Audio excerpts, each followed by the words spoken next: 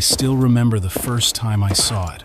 A massive war dog marching beside a Roman soldier, clad in bronze armor, its neck wrapped in a spiked collar sharp enough to tear through flesh. It didn't bark. It didn't growl. It just stared cold, focused, like it could see straight through the enemy lines. This wasn't a pet.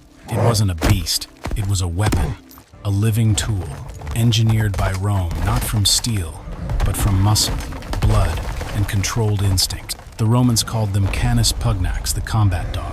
They weren't raised for affection. They were bred for chaos, built to break formations, to terrify, to obey without question.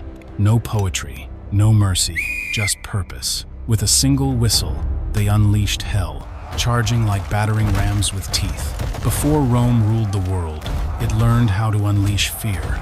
And for that, it didn't just train soldiers. It forged animals into weapons. They weren't Roman by birth. Their blood came from the mountains of ancient Greece, massive Molossan hounds, bred to guard livestock and fight off bandits. When Rome conquered Greece, it didn't just take art or philosophy. It took these dogs. The Molossians were no farmyard mutts. They were already legends. Huge, heavy-headed beasts with jaws like vices and the nerve to face down wolves or raiders. And Rome, always practical, saw potential, so they got to work. Roman breeders crossed these Greek giants with native Italian mastiffs. They weren't just mixing breeds, they were crafting a new kind of soldier, one with unstoppable strength, speed like a predator, and a temperament as cold as the steel it marched beside. Within a generation, the Canis pugnax was born, not just big, but built for war, built for Rome. This wasn't random breeding, it was military engineering. Every litter was logged like weapons inventory. Legion officers tracked the pups from birth, marking those born on state land as government property. These weren't dogs anymore. They were assets. From the moment their eyes opened, their fate was sealed. No games, no cuddles, just drills. At 8 weeks old, they were introduced to commands: advance, hold, attack, using whistles that had to cut through the noise of battle. By 6 months, they could march 20 miles beside soldiers, never falling behind. They were conditioned athletes, trained to ignore pain, hunger, or fear. And more than that, they were disciplined. That's what made them deadly. Anyone can train a dog to bite. Rome trained theirs to wait. Their training went beyond obedience. It was about identity. These dogs lived among the soldiers, slept beside them, ate near them. They learned to recognize the smell of Roman leather, the sound of Roman boots, the rhythm of Roman life. This wasn't just bonding, it was battlefield preparation. A war dog had to know ally from enemy by scent alone, even in the chaos of screaming men and clashing steel. Mistakes weren't tolerated. A dog that attacked the wrong target was pulled from the front lines. But the best? They became legends. You'd see them tear into dummies stuffed with boar hide, fast and surgical. No wasted motion, just fury with purpose. Armor wasn't just for soldiers. These dogs wore custom gear, spiked collars lined with bronze studs, thick leather straps across their backs, and sometimes even full chest armor made from linked bronze plates. Lightweight, but lethal looking. The gear served two purposes: protection and fear. The glint of metal on fur in the morning sun was often enough to make weaker enemies hesitate. Some accounts even mention exaggerated additions, blade anklets or fire pots, but whether fact or myth, the message was clear. These weren't just dogs. They were war machines designed to terrify before they even attacked. They weren't just built to look scary, they hit like battering rams. On narrow mountain roads or tight forest trails where cavalry couldn't charge, the Romans let the dogs go first. In one battle in northern Italy, 20 Canis pugnaces were unleashed ahead of the infantry. They smashed into enemy lines with such force that shields cracked, formations broke, and fear spread faster than the dogs themselves. These were shock troops in fur and bronze, designed not to win the fight outright, but to break the enemy's spirit before the real fight began. But their strength wasn't just in brute force, it was in strategy. In Aquitania, Roman commanders used the dogs against cavalry. While soldiers struggled to stop a mounted charge, the dogs went for the horses, one bite to a soft nose, and the entire charge could collapse before a single spear was thrown.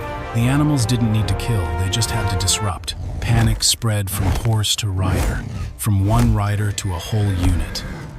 And once chaos started, Rome moved in.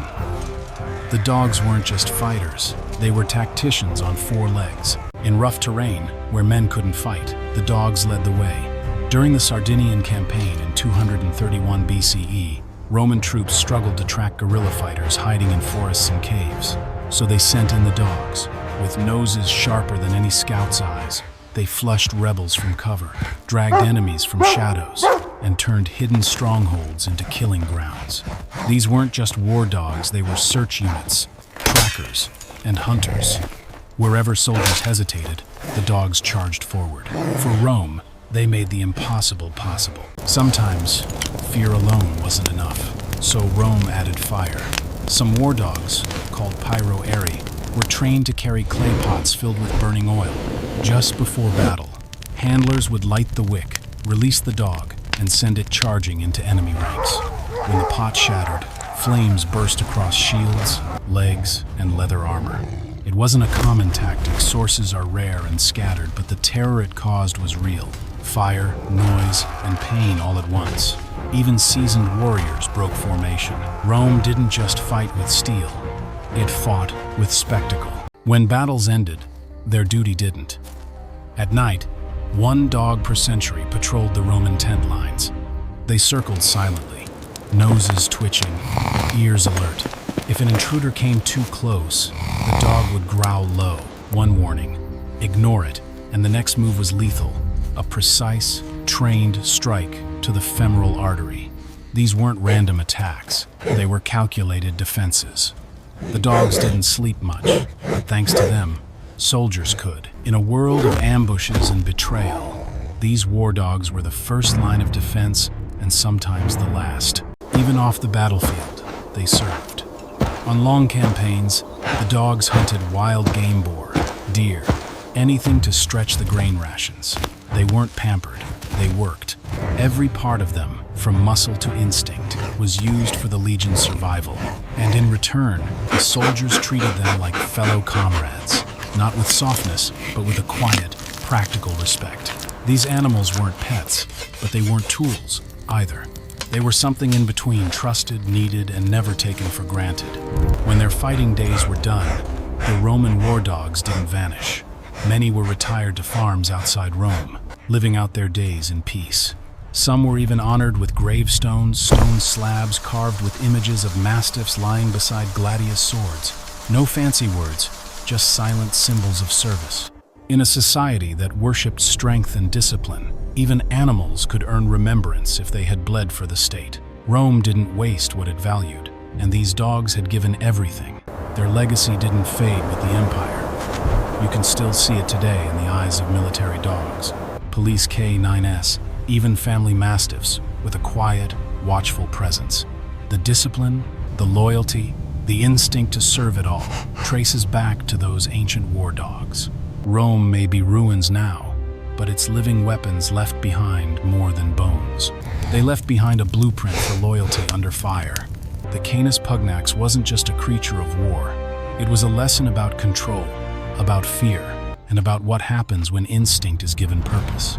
Sometimes, I walk through a park and see a mastiff trotting beside its owner. Huge frame, calm eyes, quiet steps.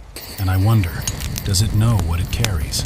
Somewhere in that bloodline is a shadow of Rome, a memory of bronze armor and war cries, of marching with legions, charging into chaos, and sleeping under foreign stars beside tired men. It may not wear armor now, but something inside it remembers. Not clearly, but deeply. The instinct to serve, to protect, to stand its ground. Before Rome ruled the world, it had to tame it. And to tame it, Rome built a soldier that didn't speak, didn't doubt, and never hesitated. The Canis pugnax was more than muscle, it was well-made flesh. A creature designed to break formations, defend camps, and march into fire without question. It didn't ask for glory, it didn't need monuments, it just needed a command. And when that command came, it didn't bark, it shattered. So the next time you see a silent dog watching the world with calm eyes, remember 2,000 years ago, one just like it helped conquer an empire.